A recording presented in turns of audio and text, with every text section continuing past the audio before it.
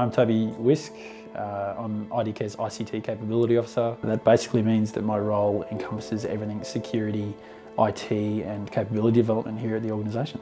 My name is Molly and my role at IDCARE is a case manager. My name's James. I head up Cyber First Aid under the National Manager of Client Treatment. That involves device remediation for people that have experienced compromise. My name's Jared and I work in the National Case Management Centre.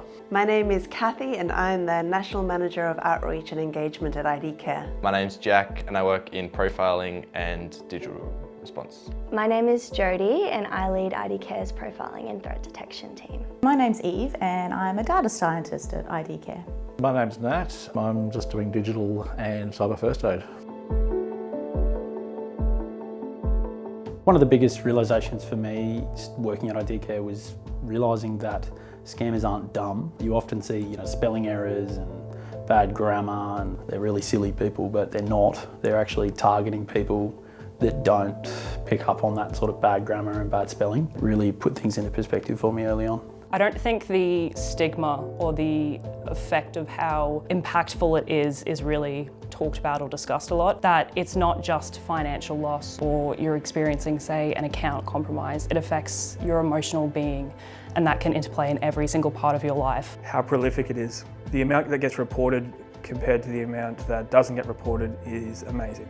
There's a lot more going on behind the scenes than what we know. It's very opportunistic and it's not going anywhere anytime soon. Some of the things I've learned since I started here, just how widespread scams are and just how many that are out there. What amazed me was the difference in voices. People from all age groups, all across the country. There's certainly no one that isn't vulnerable. There's hundreds of scams. Not everyone talks about them, so you might not notice them, but they're everywhere. They're affecting everybody. I guess it's a real cat and mouse game. As soon as there's one thing mitigated, the scammers are very clever and come up with incredible ways to scam people out of their money and identity. I used to think that people who were susceptible to scams were a very select portion of the population, but everybody is really vulnerable. The crime and the deceit are one thing, but the response to the event and the deceit is actually oftentimes equally as traumatising for the individual.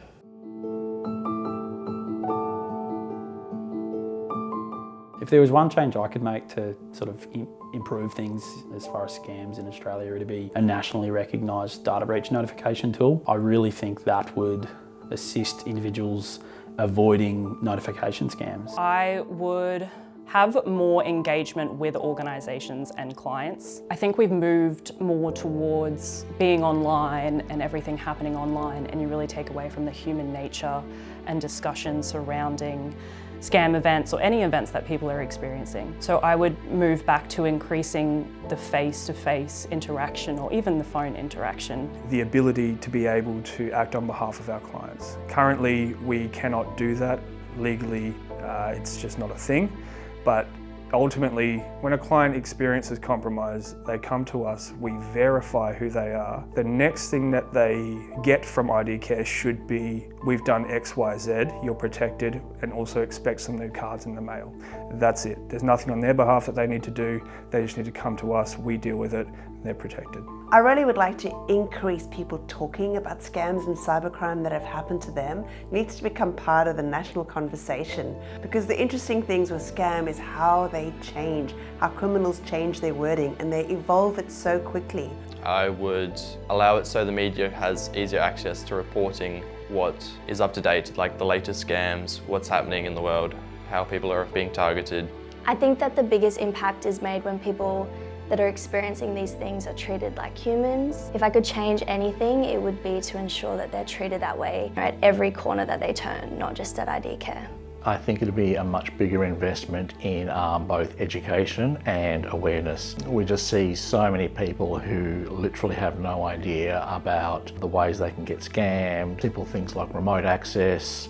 So I really think education and understanding is a critical gap in helping avoid the Australian public keeping getting scammed. It would be to have more support services available for victims, especially financial support, because that's the biggest impact to a lot of people that have been affected by scams. They can lose their life savings. Obviously there's no organisation out there like it. It's one of a kind and it's person-centric. We're all about the clients from every aspect, whether it be the front-facing case manager side of IDCARE or whether it be the background data analyst side or the education side. It's always about the person first. The impact that IDCARE has made on the community is profound. The proliferation of these scams, cybercrime, ransomware even, that the world is experiencing is not going to go away anytime soon, and IDCARE being the front runner in our industry is very advantageous for the community and for IDCARE itself. IDCARE is just such a fabulous service. To be able to reach out to a support service and get a response that's tailored to what happened to them makes people feel like they've been heard, and that's so valuable in this space. We are able to provide and have provided a lot of people a light, in a very dark and messy situation that they've been confronted with. I don't think a lot of people really understand that it is a really big journey for people to recover their identity, to get back on their feet again. I think IDCARE has been instrumental in bringing that together for people. We've been able to help people get back on their feet again within days of being scammed rather than weeks. Having that education and awareness brought to the forefront of people's minds, I think that's been really, really important. And especially the impact that IDCARE has made on changing policies and changing the response plan system. We do a lot of good work here. You've got to educate yourself, research where you can, authenticate things that are coming to you, and don't be afraid. We're not going to beat these scammers alone. We need to talk to each other and explain when these situations do happen. Pause. Always just take a second, take a reflection. Don't respond immediately. That's the best thing you can do. Education is the best mitigation.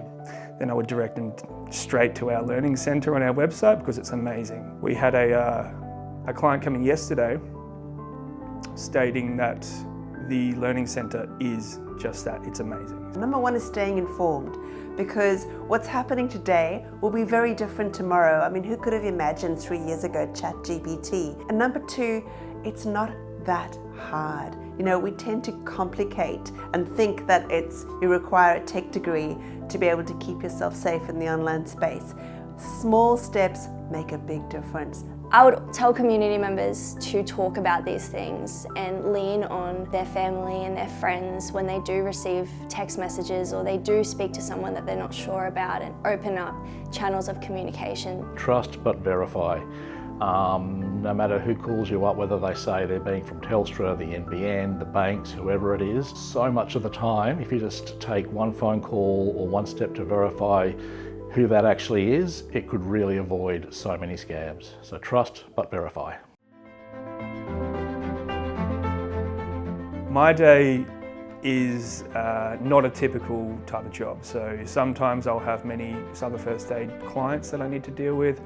Other times I'll be dealing with the security and IT infrastructure of IDCARE, and sometimes it'll be digital response. A day in the case manager's life, basically we're just taking information in, helping the client out as best as we possibly can, and trying to give them the best recommendations and advice to help them to resolve their issues. I'll either be speaking to people and getting case studies of people who've been impacted by scams or cybercrime, or alternatively, we'll be doing presentations with community groups where we're sharing with them the really simple tips that make a big difference in protecting yourself. Our day in profiling is monitoring. First of all, we monitor dark web forums and marketplaces, relevant ransomware groups, and see if they've posted anything new overnight. We also monitor the Australian fraud scene on their dark web channels, their encrypted channels, to see the discussions. So a day in the life of a data scientist at IDCARE involves all things data. So from building the structured questions that the case managers ask the clients, to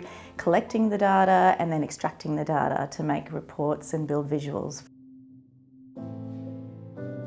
One time in a remote regional community centre, an older gentleman walked in and he basically laid out that he'd been involved in investment scams for a while. He hadn't presented to IDCARE via phone or email because he'd heard on radio that we were coming to the town that day, and he just decided to walk into the library, and I was able to triage his case and give him a response plan at that time, and it was very special to me. The time I spent on a CROC, which is the community outreach program that IDCARE has, it was interesting for me to have the discussions face to face with clients rather than over the phone, and sort of see how they respond to the communication or the recommendations that we're making. I don't have a core memory so much as a core lesson that stands above all else. It was a Facebook compromise.